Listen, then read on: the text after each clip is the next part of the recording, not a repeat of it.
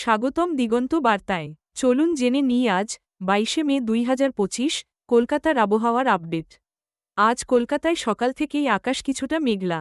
দিনের শুরুতে হালকা রোদের দেখা মিললেও বেলা বাড়ার সাথে সাথে মেঘ জমেছে শহরের আকাশে।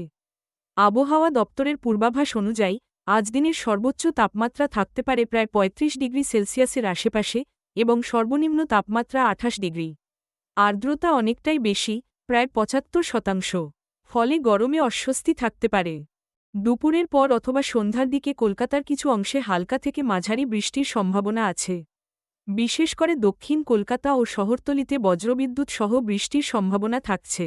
আপনারা যারা বাইরে বের হচ্ছেন, ছাতা সঙ্গে রাখার পরামর্শ দিচ্ছি এবং তীব্র গরম ও আর্দ্রতা থেকে সতর্ক থাকার অনুরোধ করছি। এরকম আরও আপডেট পেতে চোখ রাখুন দিগন্ত বার্তায়। ভিডিওটি ভালো লাগলে লাইক করুন, শেয়ার করুন আর চ্যানেলটি সাবস্ক্রাইব করতে ভুলবেন না। ধন্যবাদ।